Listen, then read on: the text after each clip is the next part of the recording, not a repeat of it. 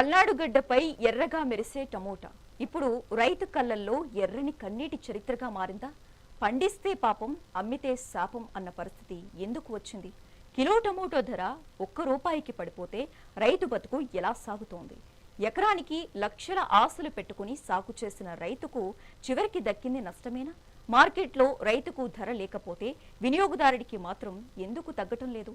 మధ్యలో ఎవరు లాభపడుతున్నారు? దళారుల ఆటేనా ఇది? కోల్డ్ స్టోరేజ్ సదుపాయాలు లేక పండించిన పంటను రోడ్లపై పారబోసే పరిస్థితి ఎందుకు? ప్రభుత్వం ఎందుకు మౌనంగా ఉంది? కొనుగోలు కేంద్రాలు ఎందుకు లేవు? పల్నాడు రైతు గుండె చప్పుడు వినిపించే ప్రయత్నం ఈ స్టోరీ ద్వారా చూద్దాం.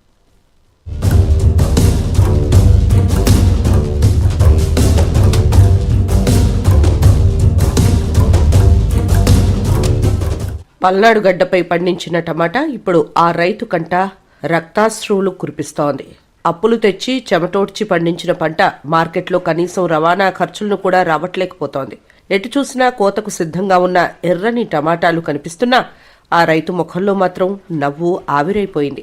కిలో టమాటా ధర రూపాయి కూడా పలకని దుస్థితి చూస్తుంటే పండిస్తే పాపం, అమ్మితే శాపం అన్నట్లుగా మారింది అన్నదాత పరిస్థితి. పెట్టుబడి మట్టిపాలై అప్పుల ఊబిలో కూరుకుపోయిన పల్నాడు రైతు ఇప్పుడు దిక్కుతోచని స్థితిలో రోడ్డున పడ్డాడు.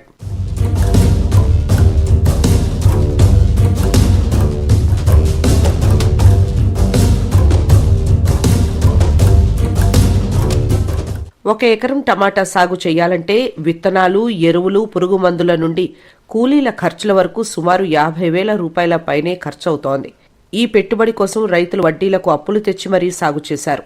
ఎంతో ఆశతో పంటను కంటికి రెప్పలా కాపాడుకుంటే తీరా మార్కెట్కు వచ్చేసరికి ధరలు పాతాళానికి పడిపోయాయి. పండించిన పంటలో 10వ వంతు పెట్టుబడి కూడా తిరిగి రాకపోవడంతో చేసిన అప్పులు తీర్చే మార్గం లేక రైతులు కన్నీరు మున్నీరవుతున్నారు. కష్టమంతా కడతేరిపోయిందని, తమ బతుకులు బుగ్గిపాలయ్యాయని వారు ఆవేదన వ్యక్తం చేస్తున్నారు.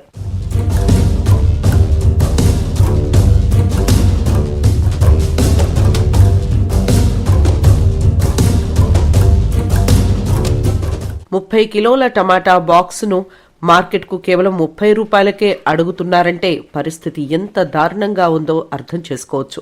అంటే కిలో టమాటా ధర ₹1 మాత్రమే. పొలం నుండి టమాటాను కొయ్యటానికి అయ్యే కూలీ ఖర్చు, మార్కెట్కు తరలించే లారీ అద్దె, హమాలీ ఛార్జీలు కలిపితే వచ్చే ఆదాయం కంటే అయ్యే ఖర్చే రెట్టింపవుతోంది. అందుకే పండించిన పంటను మార్కెట్కు తీసుకెళ్లటం ఇష్టం లేక పొలాల్లోనే వదిలేస్తున్నారు. పశువులకు మేతగా వేస్తూ లేదా రోడ్ల పక్కన పారబోస్తూ తమ ఆవేదనను చాటుతున్నారు.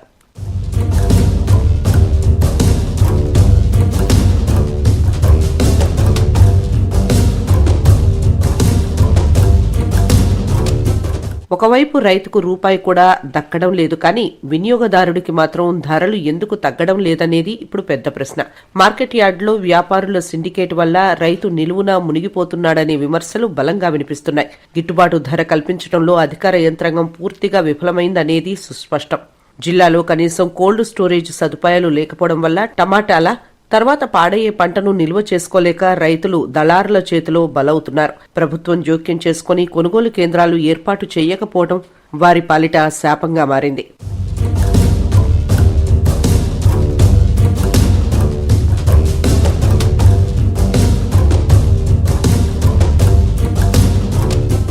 పల్నాడు అన్నదాత ఇప్పుడు ప్రభుత్వ సాయం కోసం ఎదురు చూస్తున్నాడు.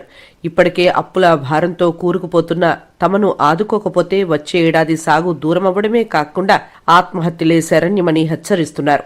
మద్దతు ధర ప్రకటించి నష్టపోయిన ప్రతి రైతుకు పరిహారం అందించాల్సిన బాధ్యత ప్రభుత్వంపై ఉంది.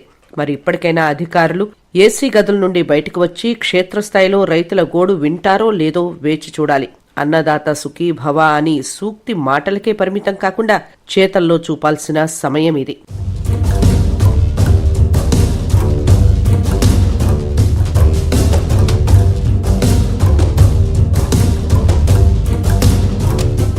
అన్నదాత సుఖీభవ అన్న మాటలు కేవలం గోడల మీద నినాదాలకే పరిమితమవుతున్నాయి. చెమటోడ్చి పండించిన పంటను చేతులారా రోడ్డుపై పారబోస్తున్న రైతు ఆవేదన వర్ణనాతీతం. పల్నాడు గడ్డపై పండిన టమాటాకు కనీసం రవాణా ఖర్చులు కూడా రాకపోవడం మన వ్యవసాయ వ్యవస్థలోని వైఫల్యానికి నిదర్శనం.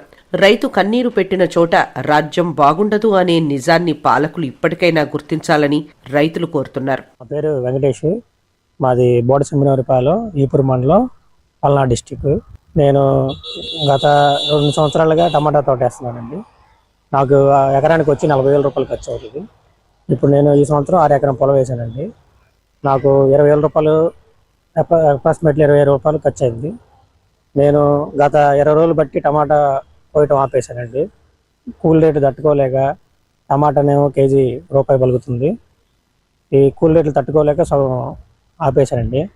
దయచేసి గవర్నమెంట్ మా టమాటా రైతులు దృష్టిలో పెట్టుకొని మద్దతు రేటు ఇవ్వాలని కోరుకుంటున్నానండి. ఇదేనండి మేము గవర్నమెంట్ నుంచి ఎక్స్పెక్ట్ చేసేది. కోత కూలి కూడా రాక మా ఇళ్ళ పక్కన వాళ్ళు, మా పిన్న వాళ్ళకి, చుట్టాలకి బాక్సులు వాళ్ళే వచ్చి తీసుకొని వెళ్తున్నారండి.